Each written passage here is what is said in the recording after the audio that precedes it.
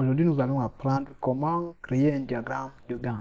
Un diagramme de Gantt permet de représenter graphiquement un projet. Voici un exemple du projet de développement d'un logiciel. Nous avons ici dans ce petit tableau, dans la première colonne, les différentes tâches du projet. Dans la deuxième colonne, la date de début de chaque tâche. La troisième colonne, nous avons les durées. Et enfin, dans la dernière colonne, nous avons la date de fin de chaque tâche. Alors, le diagramme de Gantt que nous voyons ici à droite est la représentation graphique de ce projet. Nous pouvons modifier les durées des projets, nous pouvons modifier les dates, chaque tâche, et le diagramme de façon dynamique va se mettre à jour. Supposons par exemple que maintenant, la tâche spécification là, je décide que c'est finalement seulement 3 jours. Je vais appuyer sur 3 comme ça, et vous voyez comment de façon dynamique, le diagramme de Gantt se met à jour. Si je dis que maintenant, la tâche implémentation, c'est 8 jours.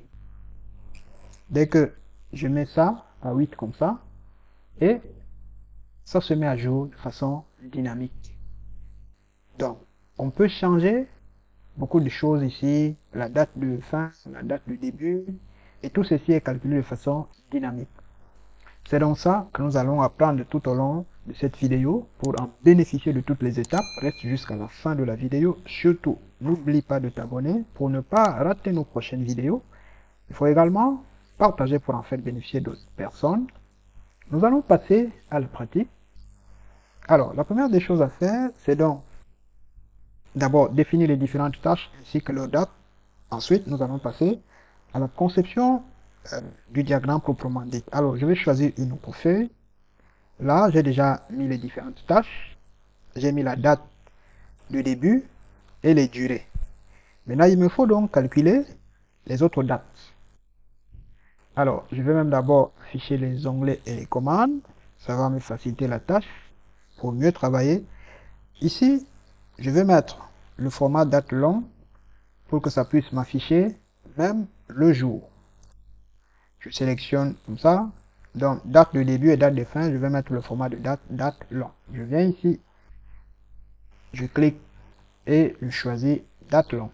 Et vous voyez que ça a transformé en mardi 3 janvier 2023. Maintenant, le projet va durer 3 jours. Comment calculer la date de fin? Nous allons utiliser la fonction série jour ouvré. Parce qu'en réalité, dans un diagramme de Gantt, on prend en compte simplement les jours ouvrables, c'est-à-dire les jours où on peut travailler dans l'entreprise. Alors, s'il y a même les jours fériés, on peut l'enlever. Je clique donc sur date de fin. Ensuite, on va partir ici sur FX et cliquer. Ça va nous ouvrir cette boîte du dialogue. Et nous allons chercher, voilà, série jour ouvré. Là, c'est parce que j'ai déjà eu à utiliser cette fonction que Excel me propose rapidement. Mais si vous ne voyez pas directement série jour ouvré, vous tapez simplement ici. Là où c'est sélectionné, là, vous tapez série jour ouvré. Là, je sélectionne série jour ouvré et je clique sur OK. Cette boîte de dialogue s'affiche encore. Il me demande date de départ. Je clique ici le nombre de jours. Je clique là. Ensuite, nombre de jours fériés. Là, s'il y avait des jours fériés, si on veut prendre en compte les jours fériés, on devait indiquer soit les cellules qui contiennent les dates des jours fériés, soit les dates directement. Or, nous allons faire simple. On ne va pas mettre les jours fériés. On va supposer que il y aura du travail tous les jours ouvrables. Je clique donc sur OK. Et là, il me dit vendredi 6 janvier. Or, je commence mardi, mercredi, jeudi, vendredi. Vous voyez que ça fait 4 jours. Or, la durée du projet, c'est seulement 3 jours. Nous allons donc ici faire -1 pour que le projet puisse finir véritablement jeudi, parce que la journée de mardi est prise en compte. Ça veut dire que le mardi là, il y a directement le projet qui démarre. Donc mardi, mercredi et jeudi. Or, ça nous affiche ici vendredi. Voilà pourquoi je sélectionne la cellule et je reclique sur FX. Maintenant, dans nombre de jours, je vais faire -1. Ça, c'est une astuce. Je fais -1 pour que ça puisse se terminer jeudi. Et vous voyez déjà que là, j'ai mardi 3 janvier et ça finit bien jeudi et la durée c'est 3 jours. Donc c'est conforme. Je vais venir encore ici, je clique sur FX pour calculer la date du début de la tâche suivante. Je suppose que dans le cas-ci, chaque fois qu'une tâche se termine, la tâche suivante commence le jour suivant. Ça veut dire que si une tâche finit par exemple jeudi, vendredi directement le 6 janvier, la spécification là, la tâche spécification commence. C'est sur cette base que je vais calculer les dates de début de chaque tâche. Alors, je clique sur FX et je choisis toujours jour ouvré. Date de départ. Date de départ ici, c'est donc la date de fin. Ici, et le nombre de jours, je vais simplement dire 1 pour que ça puisse me mettre directement sur le jour suivant. Je clique donc sur OK et vous voyez que là, quand un projet finit vendredi, je vais dire jeudi 5 janvier, l'autre projet ou l'autre tâche commence directement vendredi 6 janvier. Vous voyez que ça se suit. Je vais donc un peu faire la recopie, implémenter ici comme ça.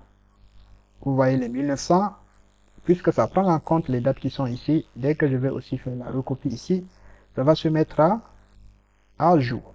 Très bien. Donc, finalement, mon projet commence le mardi 3 janvier 2023 et ça finit vendredi 10 février 2023.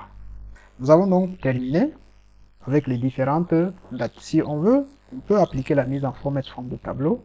CTRL L et je dis OK. Je choisis un modèle ici qui m'intéresse et j'enlève les boutons de filtre. Très bien. Maintenant, je peux commencer à créer mon diagramme. Je viens sur insertion, ensuite dans le groupe graphique et je choisis insérer un histogramme ou graphique à barre. Je clique sur la flèche, ça me déroule, j'arrive au niveau de barre 2D et dans barre 2D, je vais choisir barre empilée. Il faut bien choisir le type de graphique, sinon ça ne marchera pas. Il ne faut pas choisir barre groupée ou bien barre empilée 100%. On choisit simplement barre empilée. Je clique donc dessus.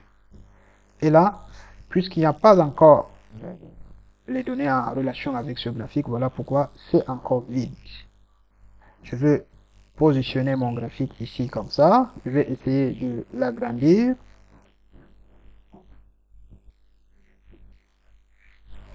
Une fois que mon graphique est agrandi maintenant comme ça, je m'en vais ici. Dans l'onglet création de graphique, je me place sur sélectionner des données, je fais un clic et cette boîte de dialogue s'ouvre. Là, je vais arriver ici et cliquer sur ajouter. Dans ajouter, il me demande le nom de la série. La première série, c'est date de début. Je clique sur la cellule qui contient date de début. Ensuite, valeur de la série, je supprime d'abord tout ça et je viens lui indiquer les valeurs. Je clique sur OK. Vous voyez que déjà par derrière, ça commence à se mettre en place. Ensuite, je clique sur ajouter. Là, je vais dire nom de la série, c'est durée. Valeur de la série, ce sera ceci. Je sélectionne, attention, je sélectionne jusqu'ici. Très bien. Je clique sur OK. Maintenant, ici, on voit 1, 2, 3. Ceci là va correspondre en fait à l'axe vertical. Je me place là comme ça, vous voyez. 1, 2, 3, 4, ça correspond à l'axe vertical. Or, sur l'axe vertical, nous voudrions que ce soit nos différentes tâches. Raison pour laquelle ici, je vais cliquer sur modifier. Ensuite, plat d'étiquette des axes.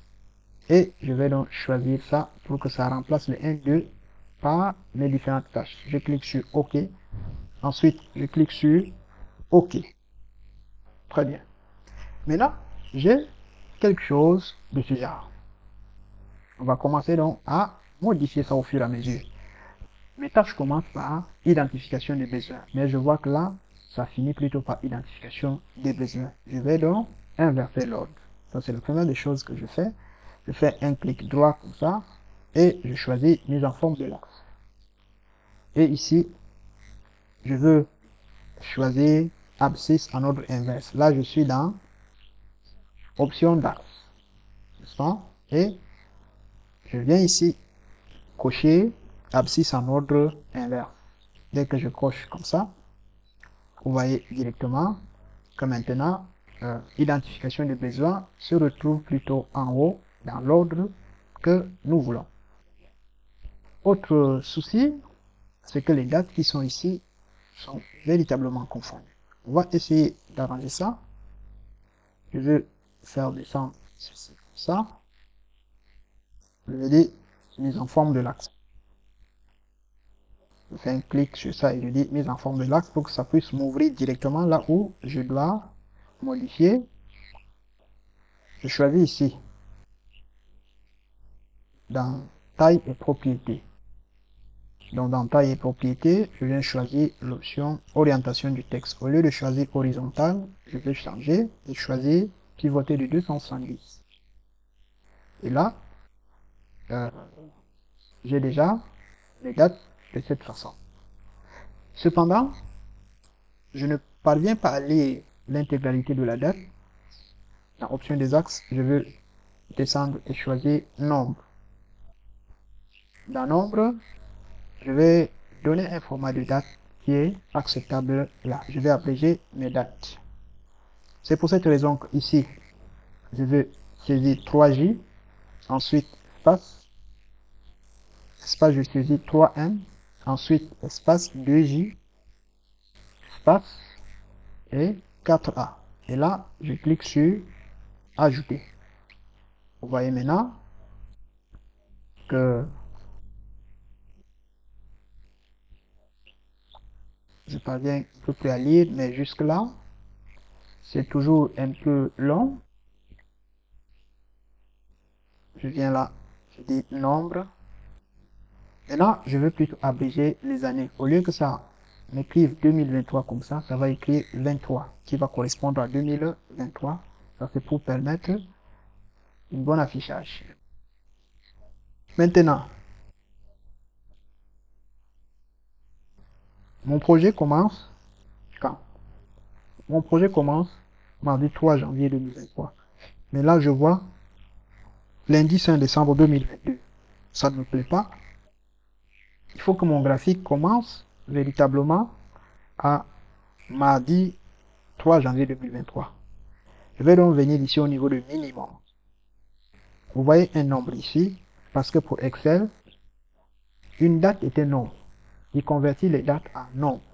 Et il peut aussi convertir les nombres en dates. Je vais lui donner ma date de début. Vous voyez, c'est écrit minimum. Je lui donne ma date de début du projet. C'est le 3 premier mois 2023. Et vous voyez bien comment le projet a avancé. Maintenant, la date de fin, c'est le 10 février 2023. Je vais également lui donner ma date de fin.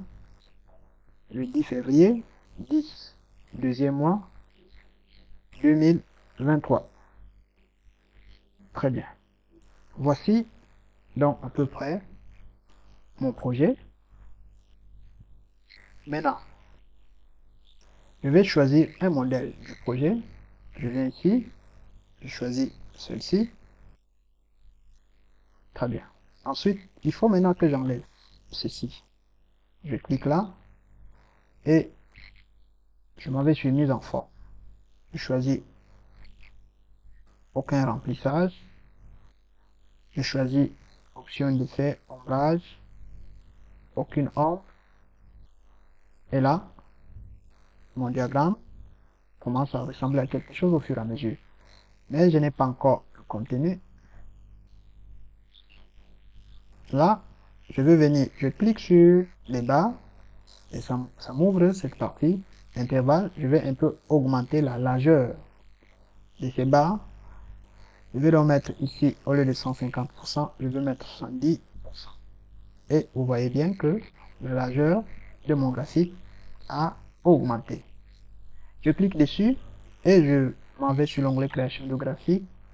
Et là, je choisis ajouter un élément au graphique. Je vais venir choisir étiquette. Je choisis au centre. Et là, ça me met mes étiquettes au centre. Je clique pour sélectionner les étiquettes. Je m'en vais sur accueil. Je sélectionne gras. Ensuite, aroma. J'augmente un peu la taille pour que cela soit bien visible. Mais là, les dates ici. Je voudrais bien que les dates là soient espacées de 2 jours simplement. Voilà pourquoi je vais donc cliquer sur date là. Je fais. Je clique sur date et ça m'ouvre cette partie. Au niveau de principal, je vais mettre 2. Et l'autre devient par défaut automatiquement 0,4.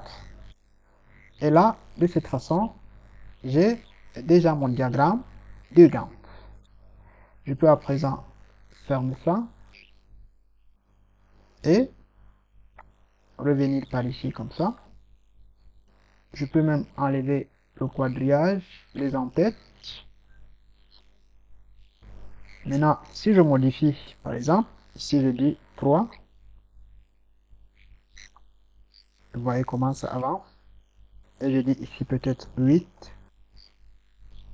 Ça, c'est modifié comme ça. Je peux dire là, c'est 3. Au fur et à mesure, mon diagramme de Gantt est déjà terminé. Pour bien afficher ça, je vais même faire ceci comme ça. Et finalement, on obtient ce diagramme de Gantt. Vous voyez que ça ressemble exactement à ce que nous avons vu au départ, qui est sur la feuille 3. Par contre, ce qu'on vient de créer, c'est sur la feuille 4, qui est bien ici. C'est donc ça que nous avons voulu partager ensemble, mes amis. Si vous avez aimé la vidéo, il faut liker et partager pour en faire bénéficier d'autres personnes. Surtout, n'oubliez pas de vous abonner pour ne pas rater nos prochaines vidéos. On se dit donc à bientôt sur Ben Info.